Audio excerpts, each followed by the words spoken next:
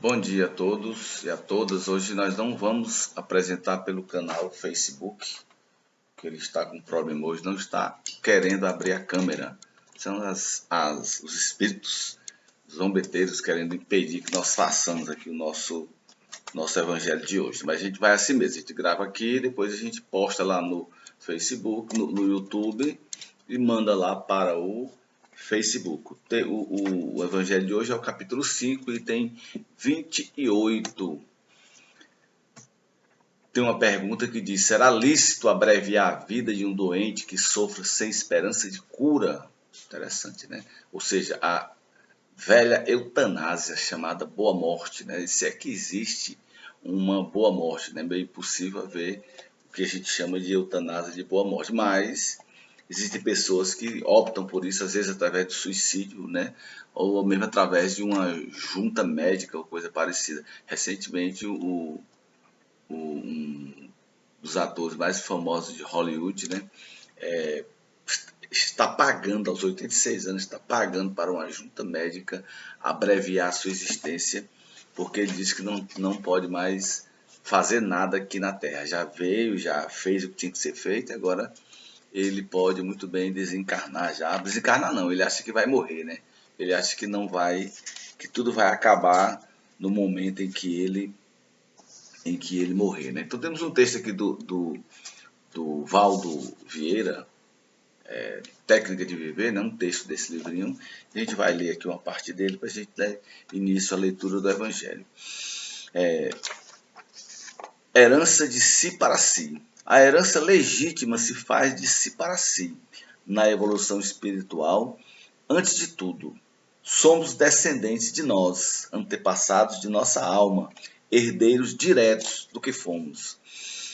Vivemos na matéria densa para alcançar o autoaperfeiçoamento do conhecimento de nós próprios. Todos somos alunos. Na Terra, ninguém ainda se diplomou na ciência de entender a si.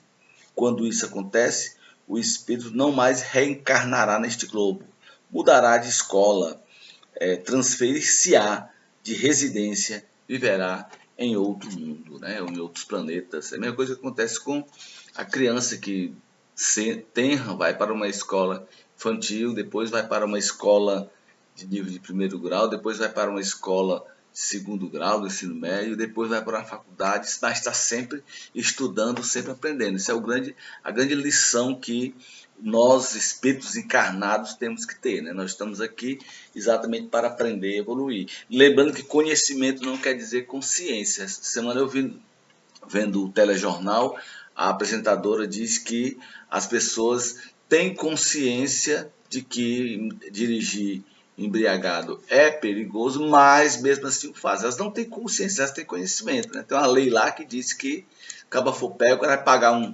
uma dinheirama aí, vai pagar, sei lá quanto é, muito dinheiro, vai ter o carro recolhido, e se não for preso, né? Se não for preso. Então, ou seja, ele tem conhecimento disso, mas ele não tem ainda consciência de que não deve fazer aquilo, né? De que deve, ou seja, então ter conhecimento sobre si não quer dizer ter consciência de si mesmo, né? De que realmente se está aqui no plano terreno para se cumprir uma missão, e essa missão acaba com o desencarne no tempo adequado, tá bom? Então vamos aqui ao nosso evangelho de hoje. Será lícito abreviar a vida de um doente que sofre sem esperança de cura? Às vezes as pessoas têm vontade, né? Mas por que não? Minha mãezinha já está tão velhinha, já está doente, né? Mesmo assim, a gente quer que ela continue conosco por mais tempo possível. Recentemente, uma amiga nossa lá da comunidade teve a mãe tinha câncer no seio, né? Fez uma cirurgia, retirou as mamas, e a luta da Marta era uma coisa belíssima, né? Impressionante, para que a mãezinha continuasse ali com elas, né? E a mãezinha dela também, né? A mãe da Marta sempre muito alegre, muito contente. Sempre que a gente conseguia ajudá-la de alguma forma, ela mandava um vídeo agradecendo, uma criatura maravilhosa, né? Sofria muitas dores, claro, né? Parece-me que ela sofria muito, a Marta sempre nos vídeos que ela passava, mas ela queria continuar viva, queria continuar ainda com o direito de sorrir, né? Então, daí essa pergunta vem bem no momento certo, né? Será lícito abreviar a vida de um doente que sofra sem esperança de cura? Um homem está agonizante, presa de cruéis sofrimentos. Sabe-se que seu estado é desesperador. Será lícito pouparem-se-lhes alguns instantes de angústias, apressando-lhe o fim? Quem vos daria o direito de pré-julgar os desígnios de Deus? Não pode ele conduzir o homem até a borda do fosso, para daí retirar, a fim de fazê-lo voltar a si e alimentar ideias diversas das que tinha? Ainda que haja chegado ao último extremo um moribundo, ninguém pode afirmar com segurança que ele haja soado a hora derradeira. A ciência não será enganando, não terá enganado nunca em suas previsões. Tem um livro bacana demais que chama A Prova do Céu, cujo autor é um neurocientista, né, que passou 7 dias em coma. E nesses 7 dias em coma, ele, um neurocientista, digamos assim, um homem pagão, descrente das coisas divinas, né, das coisas sobrenaturais, se é que existe algo de sobrenatural, que tudo que ocorre, tanto no plano espiritual como no plano material, são naturais, né, são ordinários, não tem nada extraordinário, nada, né? E ele então passou 7 dias, e nesses período que ele ficou em coma, teve uma meningite terrível, né? Ele estava realmente prestes a desencarnar. A esposa conhecia, havia uma amiga dele que era uma médium, e apesar de eles não acreditarem muito no plano espiritual, na imaterialidade, ela chamou, e essa médium foi, segurou a mão dele e conseguiu conversar com ele. E ele estava então navegando, né, transitando pelo mundo espiritual, né, chegando inclusive ao céu. E aí ela fez um pacto com a família de que ninguém nunca deveria largar a sua mão, mesmo ele estando em estado de consciência elevadíssimo, mesmo ele tendo uma doença difícil de se curar. Todos fizeram isso, né? Agarraram-lhe as mãos, seguraram-lhe as mãos e em prece. Ele vem ao 7º dia de coma, ele vem então acordar como se não tivesse nenhuma doença, né? Ele foi arrastado lá do fundo do poço por essas mãos que acreditaram que ele poderia voltar. E ao voltar então à vida, né, ao plano terreno, voltar ao trabalho, tudo, ele escreve esse livro maravilhoso chamado A Prova do Céu, né? Um livro que é recomendado, claro, recomendável para todos aqueles que gostam dessa leitura maravilhosa que nos faz compreender mais ainda esse plano espiritual, né? Sei bem haver casos que se podem com razão considerar desesperadores, mas se não há nenhuma esperança fundada de um regresso definitivo à vida e à saúde, existe a possibilidade atestada por inúmeros exemplos de o doente, no momento mesmo de exalar o último suspiro, reanimar-se e recobrar por alguns instantes as faculdades. Pois bem, essa hora de graça que lhe é concedida pode ser-lhe de grande importância. Desconheceis as reflexões que seu espírito poderá fazer nas convulsões da agonia e quantos tormentos lhe pode poupar um relâmpago de arrependimento. Eu me lembro muito bem que a minha mãe falava muito sobre isso, né? Era a melhora da morte, né?